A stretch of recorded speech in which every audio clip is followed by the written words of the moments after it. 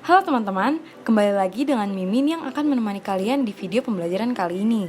Tentunya kita akan bahas hal yang sedang menjadi topik pembicaraan dan mengaitkannya dengan materi belajar kalian.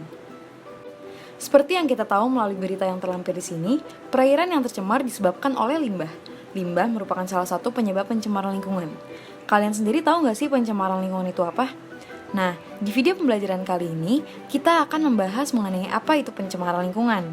Namun sebelum itu teman-teman harus tahu dulu nih tujuan pembelajaran yang ada pada video kali ini, yaitu siswa mampu menjelaskan pengertian pencemaran lingkungan, lalu yang kedua siswa mampu menjelaskan macam-macam pencemaran lingkungan, yang ketiga siswa mampu menjelaskan faktor penyebab pencemaran lingkungan, dan yang keempat siswa mampu menjelaskan dampak pencemaran lingkungan. Langsung aja yuk kita simak.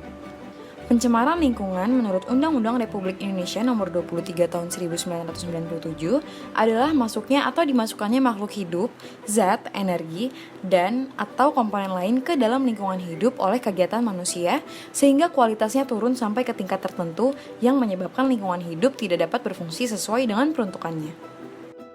Pencemaran lingkungan sendiri terbagi menjadi tiga, ada pencemaran air, pencemaran udara, dan pencemaran tanah. Air dikatakan tercemar apabila air itu sudah berubah baik warna, bau, derajat keasamannya, maupun rasanya. Dengan kata lain, air tercemar apabila terjadi penyimpangan sifat-sifat air dari keadaan normalnya. Itulah pencemaran air. Faktor penyebab pencemaran air dibagi menjadi dua, ada dari limbah industri dan limbah rumah tangga. Air limbah industri organik yang berbau dan anorganik yang berupa cairan panas, berbuih, dan berwarna yang mengandung asam belerang mengandung zat berbahaya bagi air.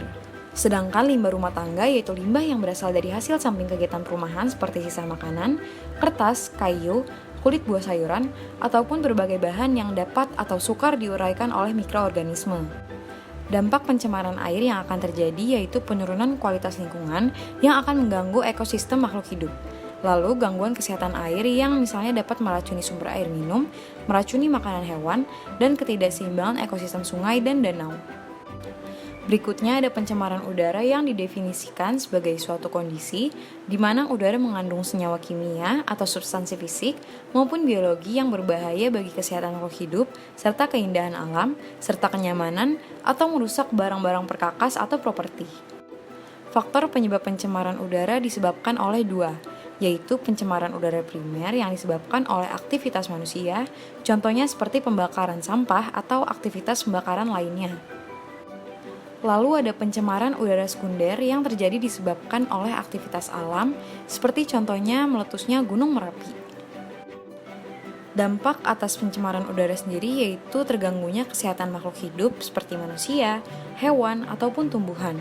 Lalu ada efek rumah kaca dan rusaknya lapisan ozon. Berikutnya yang terakhir yaitu ada pencemaran tanah.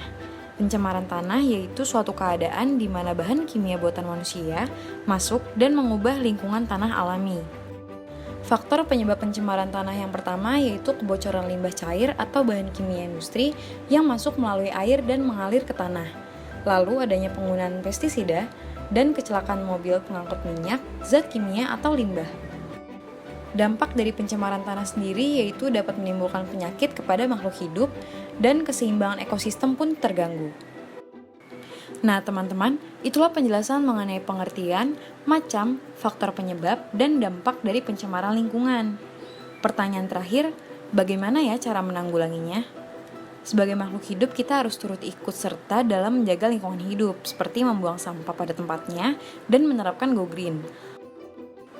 Lalu untuk menjaga saluran air, kita dapat membuat kolam stabilisasi yang bermanfaat untuk mengolah air limbah secara alamiah sehingga zat-zat pencemar dapat dinetralkan sebelum air limbah dialirkan ke sungai.